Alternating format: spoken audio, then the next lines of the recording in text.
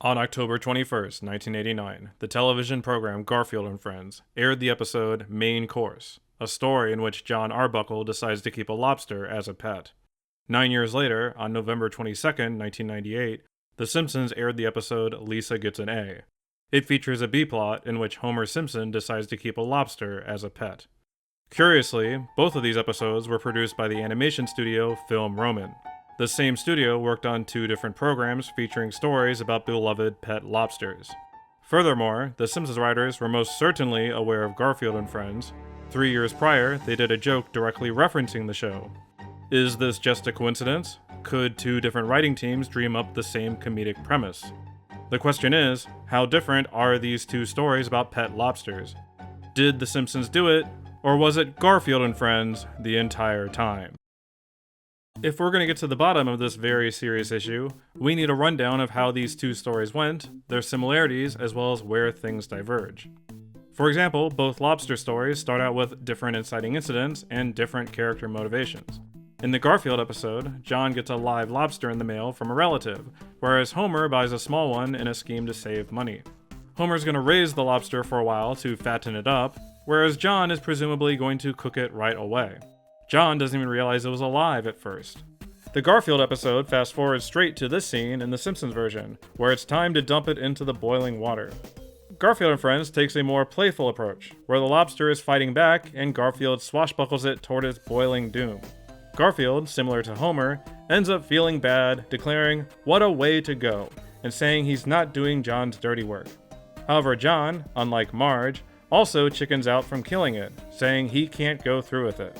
It turns out, John Arbuckle is way less bloodthirsty than the dastardly Marge Simpson. The Marge dynamic is one of the major character differences between the two, as the entire Garfield household is on board with keeping the lobster as a pet. Even Lisa, the Simpsons' Odie equivalent, seems annoyed that they're not eating the lobster.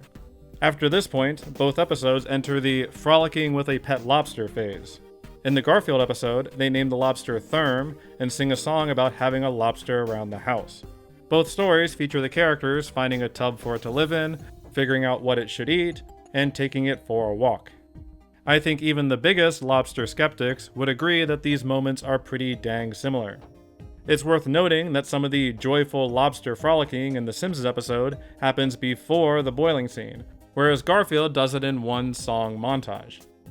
The Simpsons adds details about making Pinchy some risotto and wanting to send him to a snooty boarding school. Even still, these are mostly the same kind of lobster maintenance story beats in both episodes. However, the biggest difference between the two is in its endings. Pinchy gets soft and coddled, eventually being killed by Homer due to negligence. Therm has similar health issues due to negligence, but his is related to his diet. Unlike with Pinchy, John can't figure out how to feed him, and he is not doing well. They don't want Therm to die, so they take a flight to Maine so they can set him free in the ocean. Also, this happens.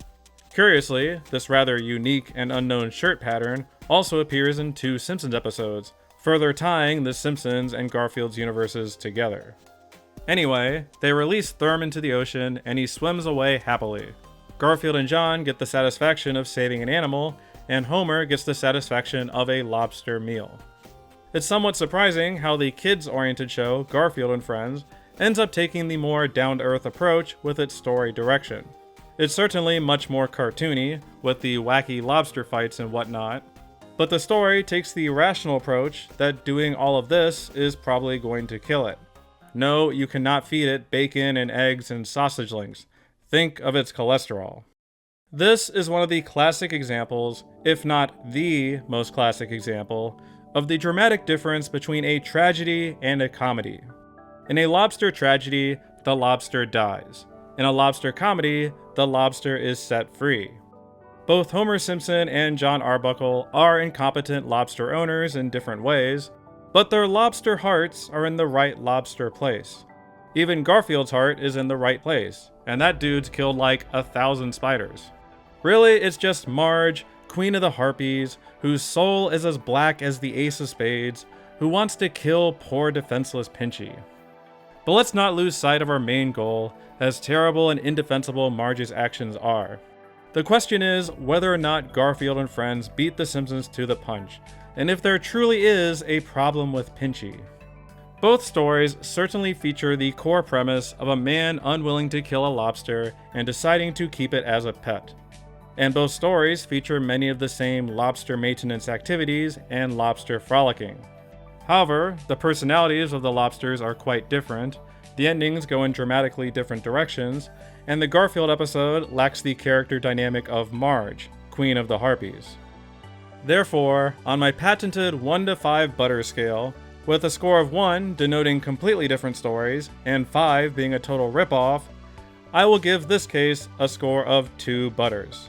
While Garfield came up with the core premise first, The Simpsons executed theirs differently and took a much more comedic direction with a tragic punchline. So we must conclude, Garfield did not do it first, instead The Simpsons did its own thing. Frankly, I am just glad that we as a community can put this issue behind us. People have slandered my boy Pinchy for far too long. The idea that Therm is even in the same ballpark as Pinchy is an affront to the notion of ballparks. Let me know in the comments what you think of this verdict, whether you agree with me, or if you think The Simpsons shamefully ripped off poor Jim Davis. The Garfield episode is currently on YouTube if you want to see for yourself. I will warn you, it has the boring version of the opening credits. Also, if you know of any other animated series that might have beaten The Simpsons to the punch, let me know. I have already heard of a certain yellow sponge that has something in common with the most average Simpson episode of all time. We must hold those Simpsons writers' feet to the fire. As always, thanks for watching.